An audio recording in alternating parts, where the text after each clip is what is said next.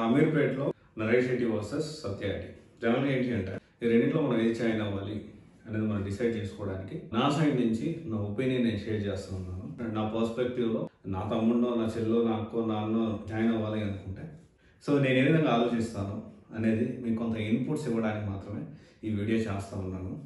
And మీరు ఒకవేళ అక్కడ జాయిన్ అయ్యి కోచింగ్ తీసుకుంటే మీ ఎక్స్పీరియన్స్ కూడా షేర్ చేయండి. And so that it will helps lot of students. ఎందుకు అంటే మనం చూసుకుంటే there are n number of software institutes in Hyderabad. కొన్ని వందల వేల సాఫ్ట్వేర్ ఇన్స్టిట్యూట్స్ చూసుకుంటే. అయితే ఇక్కడ స్ట్రైట్ టు ద పాయింట్, సరే వీళ్ళు ఏం కోర్సెస్ ప్రొవైడ్ చేస్తున్నారు, వీళ్ళ సంగతి ఏంటి అనేది నా పర్స్పెక్టివ్ అనేది ఆల్రెడీ షేర్ చేశాను. అయితే ఇక్కడ కొన్ని పాయింట్స్ నేను కంపేర్ చేయాలనుకుంటున్నాను. బ్యాచ్ సైజ్ రెండింటిలో కూడా 100+ ఉన్నారు. Correct me if I'm wrong. మనం చూసుకుంటే జాబ్ ఓరియంటెడ్ ప్రొవైడ్ చేస్తున్నారా లేదా అనేది మాత్రం నాకైతే కన్ఫర్మ్గా నేను చెప్పలేకపోతున్నాను. ఎందుకంటే ఇక్కడ కోర్సెస్ అనేది డివైడ్ చేస్తారు. డివైడ్ చేయడం అంటే చిన్న చిన్న పార్ట్స్గా ఇవ్వడం జరుగుతుంది. జాబ్ ఓరియంటెడ్ పర్స్పెక్టివ్ అంటే ఏంటి, నార్మల్గా పార్ట్స్గా కోర్స్ నేర్చుకోవడం అంటే ఏంటి అంటే ఇక్కడ రెండింటిలోనే ఇది ప్రొవైడ్ చేస్తాం. బేసిక్గా జాబ్ ఓరియంటెడ్ అంటే కంపెనీ రిక్వైర్మెంట్ తగ్గట్టు లేదా కాంబినేషన్లో మనము జాబ్ ఓరియంటెడ్ పర్స్పెక్టివ్లో మనం నేర్చుకోవడానికి పాసిబిలిటీస్ ఉంటాయి. ఇంకోటి వచ్చేసి పార్ట్గా దాన్ని సపరేట్ చేస్తూ front end separate, back end separate, database separate, ఇలా సపరేట్ బేసిక్ పైథాన్ అని, బేసిక్ జావా అని రకరకాలుగా టర్మ్స్ అనేవి ఉంటాయి. ఇంకా డీప్ డ్రైవ్ వెళ్ళేటప్పుడు ఒక పాయింట్ని హైలైట్ చేయాలనుకుంటున్నాను. కొంతమంది స్టూడెంట్స్ అడుగుతారు ఆఫ్లైనా ఆన్లైనా అని అడుగుతారు. సో బేసిక్ ఏంటి అంటే సో డెఫినెట్లీ ఆఫ్లైన్ కోచింగ్ గురించి మనం మాట్లాడుకుంటే అది నరేష్ ఐటీ, సత్య ఐటీ గురించి నేను మాట్లాడలేదు, జనరలైజ్ చేసి ఈ స్టేట్మెంట్ పాస్ చేస్తున్నాను. అండ్ ఆఫ్లైన్ కోచింగ్ అంటే what is the purpose of offline coaching నేను మిమ్మల్ని అడగాలనుకుంటున్నాను. అసలు ఆఫ్లైన్ కోచింగ్ యొక్క పర్పస్ ఏంటి?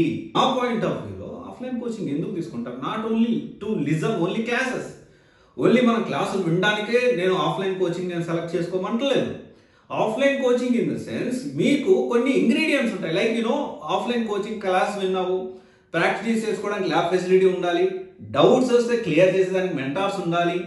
అండ్ ఇది చాలా ఇంపార్టెంట్. అలా కాకుండా జస్ట్ క్లాసులు ఆఫ్లైన్లో కూర్చొని విని తర్వాత నువ్వు ఇంటికి వెళ్ళి ప్రాక్టీస్ చేసుకునేదానికి what is the point? Offline వచ్చి హైదరాబాద్ హాస్టల్లో ఇప్పుడు మాదాపూర్లో చూసుకుంటే 9,000 దాకా ఉంది హాస్టల్ ఫీజు, 4 స్టేటింగ్.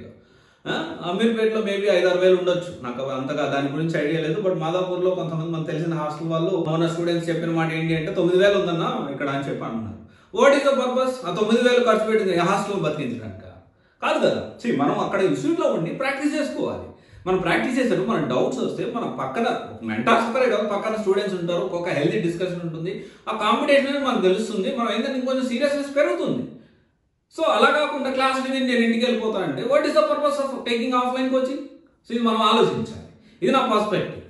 ఓకే, నేనేం ఆలోచిస్తాను అంటే ఆఫ్లైన్ కోచింగ్ అంటే కంపల్సరీ మీరు ప్రాక్టీస్ చేసుకోవాలి. ఎందుకంటే మనం ఇక్కడ హాస్టల్లో ఉండి ఒక క్లాస్ ని ప్రాక్టీస్ చేసుకునేదానికంటే ఇంట్లో చాలా మంచిగా అమ్మ వండి పెడుతుంది, హాయిగా తినొచ్చు, రెస్ట్ తీసుకోవచ్చు, మనకి ఏం కావాలంటే అది చాలా ప్రశాంతమైన వాతావరణం ఉంటుంది, ఫ్రీగా ఉంటుంది, నెలకు మరి డబ్బులు మిగులుతాయి, ఇవన్నీ కూడా ఉంటుంది. సో ఇదొకటి అర్థం చేసుకోవాలి. అండ్ దాని తర్వాత వచ్చేసి ఏంటి, చాలా మంది ఇక్కడ ఒక మిక్స్డ్ ఒపీనియన్స్ ఉన్నాయి. నేనేమంటానంటే ఫ్యాకల్టీ వర్కింగ్ అయి ఉండాలి అనేది నేను ఖచ్చితంగా పాయింట్ చెప్తా ఉంటాను.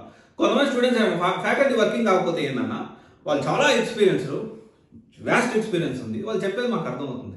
నా ఒపీనియన్ ఏంటి అంటే faculty working okay. So actually ఇక్కడ ఫ్యాకల్టీ వర్కింగ్ అనేది నరేష్ ఐటీ అండ్ సత్య ఐటీలో ఐడియా లేదు.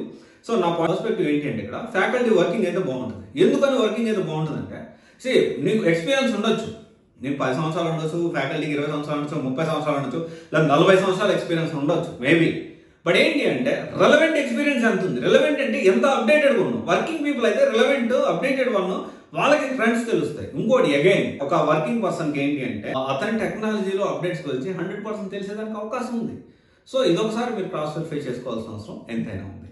అండ్ దాని తర్వాత చూసుకుంటే ఇంటర్వ్యూస్, జాబ్ అసిస్టెన్స్ ఇక్కడ ప్రొవైడ్ చేస్తున్నారు. ప్రొవైడ్ చేస్తున్నారు రెండు, ఇద్దరు నరేష్ ఐ ప్రొవైడ్ చేస్తుంది, సత్య ఐటీ కూడా జాబ్ అసిస్టెన్స్ అనేది ప్రొవైడ్ చేస్తుంది. సో నేనేం చెప్పదలుచుకున్నానంటే మినిమం ఇంటర్వ్యూస్ ఎన్ని పెట్టిస్తున్నారు, ఎందుకు అడగట్లేదు? జాబ్ గ్యారెంటీ అడగొద్దు, ఏ ఇన్స్టిట్యూట్ కూడా జాబ్ గ్యారెంటీ అడగదు. ఎన్ని ఇంటర్వ్యూస్ పెట్టిస్తారు? 5 ఇంటర్వ్యూస్ పెట్టిస్తారు, 6 ఇంటర్వ్యూస్ పెట్టిస్తారు, 3 ఇంటర్వ్యూస్ పెట్టిస్తారు. So this is very important. And ఇంకోటి ఏంటి అంటే చాలా ఇంపార్టెంట్ పాయింట్ మనం మిస్ అయిన స్టార్టింగ్లో చెప్పాలి, ప్రతి వీడియోలో చెప్పామంటే ఈ వీడియోలో చెప్పలేకపోతే ఏంటి అంటే before joining the institute select the course. ఎందుకంటే లేకపోతే వాళ్ళ దగ్గర ఉన్న కోర్స్ మనం బాగుంది ఇదే జాయిన్ అవ్వండి అని చెప్పేదానికి ఆస్కారం ఉంది. Before going first course select చేసుకోండి, తర్వాత ఇన్స్టిట్యూట్ని సెలెక్ట్ చేసుకోండి. అంటే తర్వాత వచ్చేసి డౌట్స్ క్లియరెన్స్, ఎస్ ఉందా లేదా అనేది. సో నాకు తెలిసి ఎస్ అని అనుకుంటున్నాను నేను, రెండింటిలో కూడా డౌట్స్ క్లియరెన్స్ ఉందని అనుకుంటున్నాను. అండ్ ఆఫ్లైన్ ప్రాక్టీస్ నో అనుకుంటున్నాను నేను. If yes definitely please correct me if I'm wrong. And తర్వాత వచ్చేసి resume building yes both provide చేస్తా ఉన్నారు. ఓవరాల్గా ఏంటి అంటే Naresh i and Satya technologies కొంచెం సిమిలర్గా ఉంటాయి. రెండు మంచి ఇన్స్టిట్యూట్స్. నాలెడ్జ్ విషయంలో ఖచ్చితంగా మంచి నాలెడ్జ్ అయితే నేర్చుకునేదానికి స్కోప్ ఉంది. రెండు మంచి ఇన్స్టిట్యూట్స్.